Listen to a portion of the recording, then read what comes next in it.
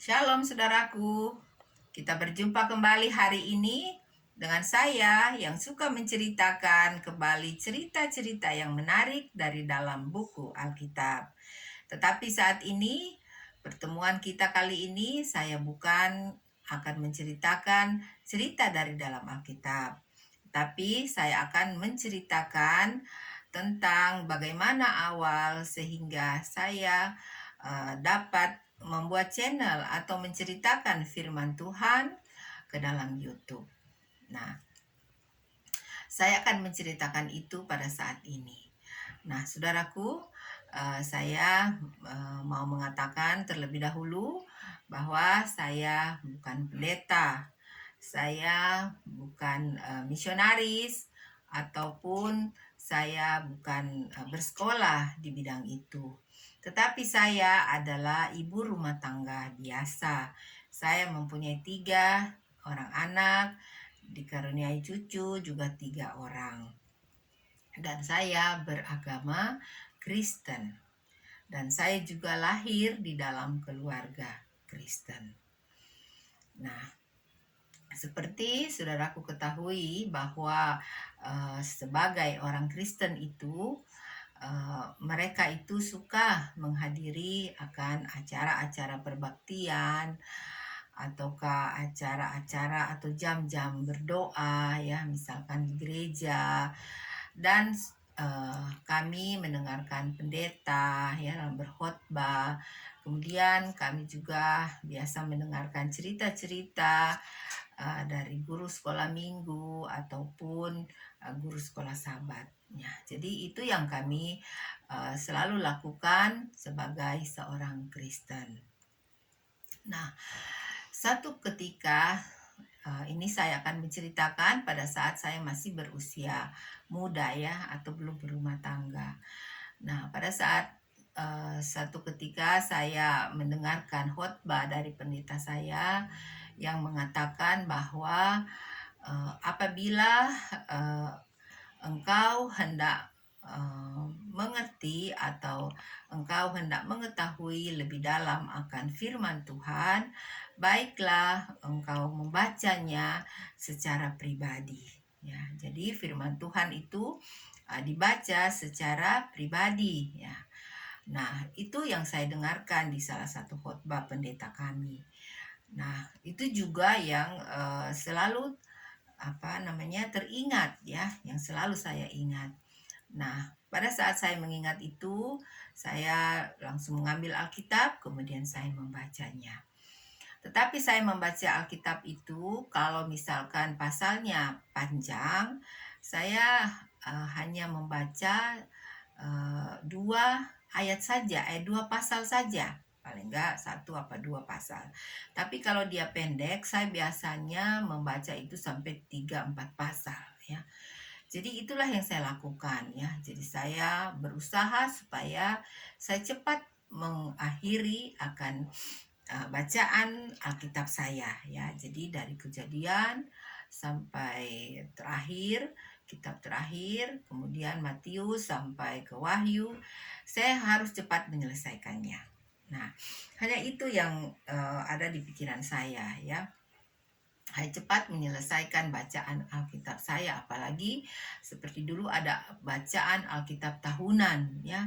Jadi kita memang dituntut untuk cepat menyelesaikan akan bacaan itu.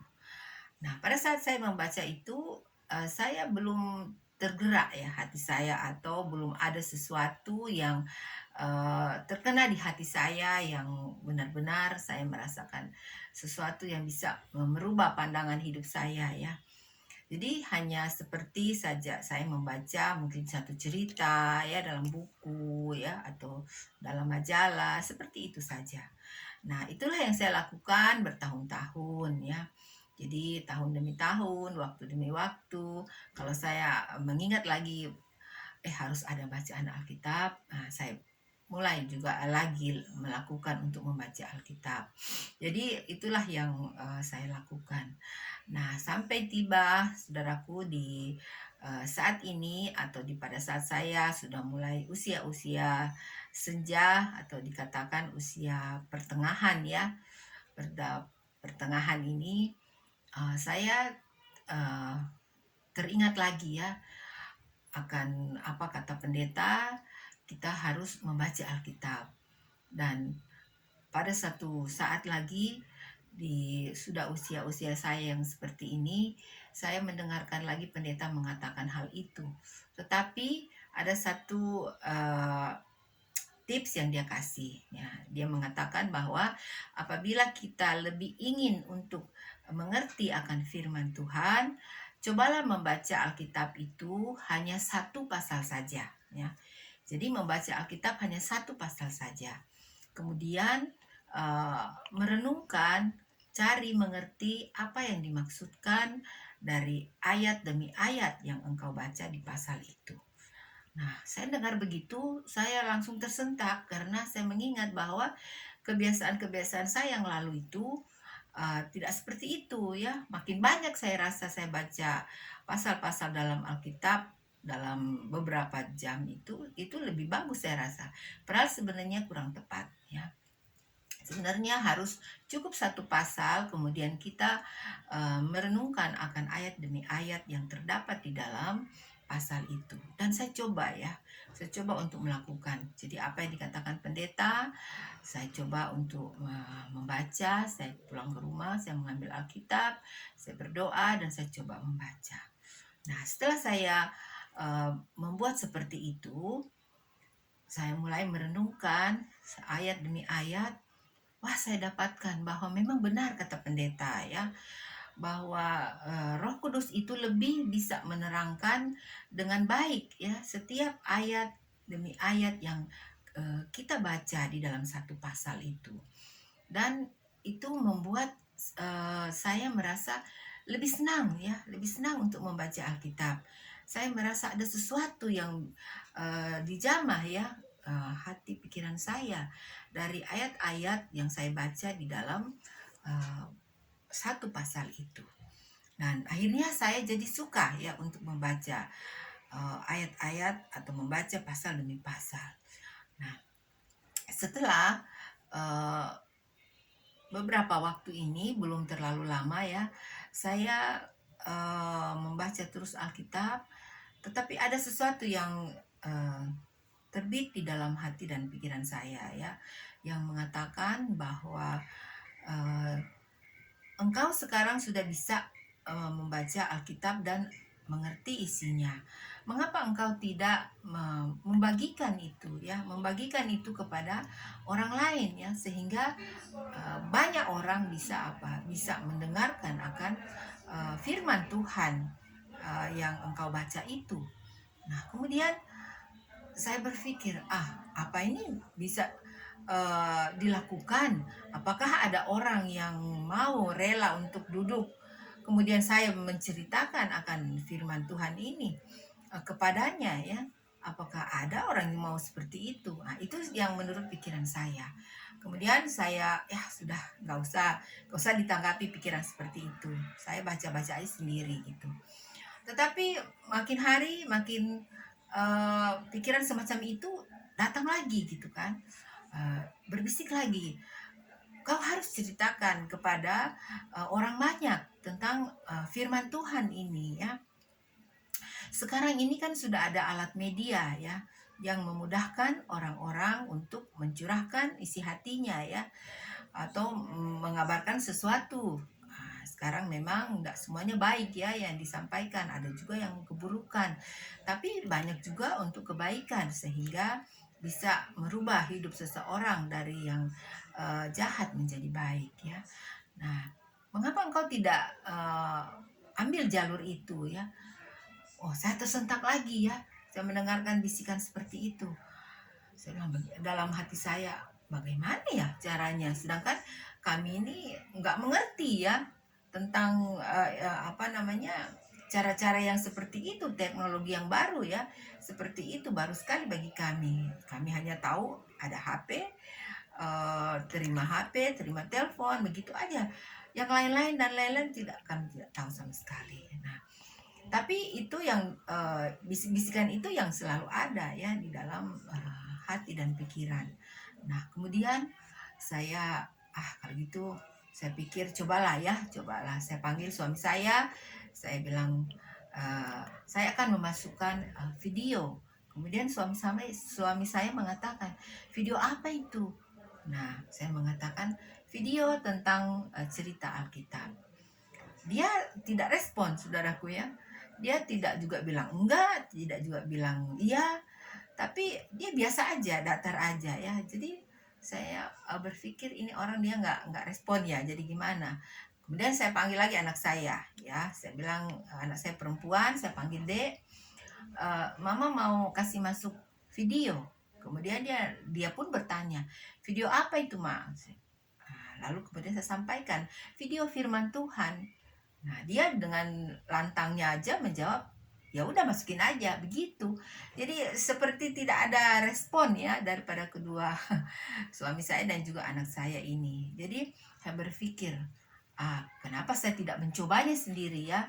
Saya coba aja. Saya ambil HP, kemudian saya taruh HP itu di atas meja, kemudian saya ambil Alkitab, kemudian saya membuka dari kitab Kejadian, dan saya berdoa pada Tuhan. Saya bilang, Tuhan, kalau memang ini Engkau menghendaki hambamu ini menyampaikan firman Tuhan kepada orang banyak, tolong hambamu ini. Hambamu ini juga masih tidak mengerti, masih banyak yang hamba tidak pahami. Tetapi kalau Tuhan mau pakai saya, tolong saya, sehingga saya mempunyai kemampuan untuk menceritakan firman Tuhan. Nah, saya akhiri doa saya mohon Roh Kudus untuk menolong saya. Dan kemudian saya mulai membuka akan video ya untuk merekam, dan saya mulai membaca firman Tuhan ya. Nah, saya membaca firman Tuhan terus sampai selesai dari pasal 1 dari kitab Kejadian itu. Nah, setelah selesai, saya penasaran, pengen mau dengar ya apa hasil daripada video saya ini. Nah, kemudian saya putar lagi dan saya dengar. Nah, saya dengar saudaraku sampai selesai. Dan pada saat sudah selesai, wah, seperti ada sesuatu yang membahagiakan ya, yang luar biasa terjadi dalam diri saya. Saya bilang, aduh Tuhan, ini kalau kita mau menyampaikan firman Tuhan kepada orang lain, ternyata berkat itu datang kepada kita kembali ya. Sukacita itu datang kepada kita kembali, kegembiraan itu datang kepada kita kembali, dan itu nggak bisa diungkapkan ya, nggak bisa dinyatakan secara berbicara. Itu hanya cukup kita saja sendiri yang tahu. Jadi saya bahagia sekali ya mendengarkan. Kemudian saya manggil anak saya kembali. Saya bilang, Dek, tolong ini kasih masuk ke YouTube. Terus kata anak saya, Mama, ini bagaimana? Saya juga nggak tahu ya caranya mau kasih masuk di YouTube ini seperti apa ya. Terus saya mengatakan, Mama lagi, apalagi Mama juga lebih nggak tahu gimana caranya. Terus kemudian anak saya mengatakan, ya cobalah saya coba-coba lah katanya, karena ya maklumlah anak saya kan anak zaman sekarang ya, jadi mereka lebih bisa untuk mengutak-atik. Dan dia kutak-atik, akhirnya dia panggil saya, Mama ini sudah bisa masuk, kayaknya udah bisa dinyambung ke YouTube. Wah, jadi saya gembira sekali. Saya bilang, ya cobalah masukkan terus. Dan akhirnya sampai selesai masuk video itu. Nah, itu video yang pertama, saudaraku. Itu nggak diulang-ulang loh video itu. Itu memang nggak diedit, nggak diapa, karena memang kami tidak tahu edit ya, apalagi edit-editan. Sampai sekali nggak ngerti. Jadi begitu saja itu. Pertama kali langsung dimasuk seperti itu. Dan itu membuat saya saking gembiranya, saking bersukanya, itu seperti ada mau ulang lagi ya, kasih masuk lagi ya, pasal berikutnya. Nah, itu terus yang ada di dalam hati saya. Dan akhirnya, saudaraku, benar, tidak terasa saya sudah selesai ya mengakhiri cerita dari dalam firman Tuhan, dari kitab Kejadian, dari pasal 1 sampai pasal 50 ya. Jadi kalau kita mau lihat perjalanannya ini cukup panjang sebenarnya ya, pasal 1 sampai 50 ya, 50 pasal kitab Kejadian. Tapi ternyata saya bisa menyelesaikannya tentu dengan pertolongan Tuhan ya. Jadi emang luar biasa ya. Jadi ada satu kebahagiaan, ada satu kegembiraan. Saya bisa membagikan firman Tuhan ini kepada saudaraku ya. Walaupun saudaraku banyak kekurangan ya yang terdapat di video-video saya ya. Eh, Maklumlah orang awam ya menyampaikan firman Tuhan. Apalagi biasanya ada kata yang misalkan saya mau katakan pasal, saya bilangnya ayat ya. Jadi itu bertentangan sebenarnya ya. Tapi saya kadangkala saya tulis di skripsi atau saya mengulang kembali di video yang berikutnya ya. Saya mengatakan bahwa yang saya maksud itu adalah ini. Jadi apa namanya? Tidak sempurna ya, apalagi biasanya ada gangguan suara. Nah, kami tidak tahu mengedit kayak bagaimana caranya. Jadi ya apa yang ada itulah yang saya masukkan ya, seperti apa yang terjadi pada saat kami membuat video. Nah, saudaraku, mohon maaf, saya mohon maaf di kali ini kalau ada video saya yang kayaknya ada yang kekurangan. Bila saudaraku mengerti ya, dan terima kasih untuk pengertian itu. Nah, di sini saya mau ceritakan bahwa saya merasa bahwa saya bersyukur untuk saya mempunyai Tuhan Allah ya. Tuhan Allah pencipta langit dan bumi, alam semesta. Bagaimana Dia menciptakan dunia ini sangat indah ya pertamanya. Bagaimana Dia menciptakan saya manusia ini yang sangat ajaib ya. Tuhan itu luar biasa. Sangat ajaib sekali Dia menciptakan saya teristimewa secara pribadi ya. Dan kita mengetahui di cerita di kitab Kejadian itu bagaimana keturunan daripada Adam dan Hawa itu mereka tidak semua menurut akan firman Tuhan ya. Jadi lebih banyak orang yang tidak menurut daripada orang yang menurut ya. Sehingga satu ketika Tuhan itu merasa menyesal telah menciptakan manusia ya. Jadi diceritakan di situ pada saat sebelum air bah. Nah, jadi itulah ya. Jadi kadang-kadang memang manusia tidak bisa ya mencintai Tuhan Allahnya itu dengan segenap hati. Jadi di sini perlu kita mengenal ya, saudaraku. Kita perlu mengenal dengan baik dan benar dan mendalam-dalam sekali tentang bagaimana cinta kasih Tuhan itu kepada kita ya. Baik secara keluarga, baik secara pribadi, bagaimana kasih Tuhan itu kepada kita dan apa yang Tuhan mau ya untuk kita lakukan. Dan itu kita harus apa? Kita harus mengerti ya. Nah, saya sekarang sudah masuk di kitab Keluaran ya. Nah, saya sudah menceritakan sampai yang terakhir ini video di kitab Keluaran pasal 12 ya. Nah, di situ saya lagi mendapatkan ya bagaimana Tuhan Allah pada saat Dia memanggil akan Musa untuk memimpin bangsa Israel keluar daripada tanah Mesir ya, tanah perhambaan. Jadi di mana di kitab Keluaran pasal-pasal pertama ini Tuhan menggenapkan janjinya ya. Tuhan menggenapkan janjinya kepada Abraham, kepada nenek moyang kita bahwa keturunan Abraham nanti akan dikeluarkan oleh Tuhan dari dalam perbudakan. Nah, memang cukup lama ya saudaraku, bangsa Israel ini tinggal bersama-sama dengan bangsa Mesir. Ada 430 tahun lamanya ya. Jadi mengapa Tuhan mau mengeluarkan bangsa Israel daripada tanah Mesir ini? Karena bangsa Mesir pada saat itu sudah tidak mengenal akan Tuhan Allah ya. Mereka menyembah berhala-berhala ya. Jadi umat Tuhan atau bangsa Israel berada di tengah-tengah daripada umat yang tidak percaya kepada Tuhan Allah. Jadi begitu begitu tidak baiknya tentunya ya. Jadi oleh sebab itu Tuhan melihat semuanya itu. Jadi Tuhan memberikan tula-tula ya. Ada banyak tula-tula sampai tula yang ke-10 Tuhan berikan kepada bangsa Israel, bangsa Mesir, agar supaya mereka bisa kembali untuk mengingat bagaimana kuasa daripada Tuhan Allah itu ya. Bagaimana Tuhan Allah itu ada sebenarnya ya. Jadi bukannya mereka harus menyembah kepada ciptaan atau berhala-berhala, tapi sebenarnya mereka harus menyembah kepada pencipta, yaitu Tuhan Allah sendiri ya.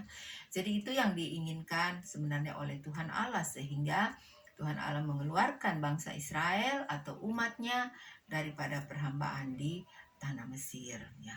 Jadi saudaraku, kembali lagi saya mau mengatakan bahwa eh, kita mendengarkan firman Tuhan ini, mendengarkan cerita-cerita daripada firman Tuhan ini, itu adalah untuk kita mengenal, atau dengan kata lain kita jadah ya, yada atau mengenal akan pencipta kita ya.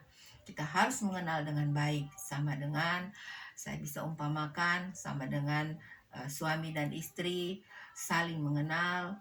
Apabila mereka sudah saling mengenal, saling mencintai dengan sungguh-sungguh, maka apapun godaan datang dari luar, itu mereka tidak akan tergoda ya, karena mereka sudah saling mengenal. Begitu juga dengan kasih kedua orang tua pada anaknya ya. Jadi apabila orang tua itu sudah menunjukkan kasihnya, cintanya, semua perhatian kepada anaknya, anaknya juga tentunya merasakan itu ya, merasakan bagaimana kasih daripada orang tuanya.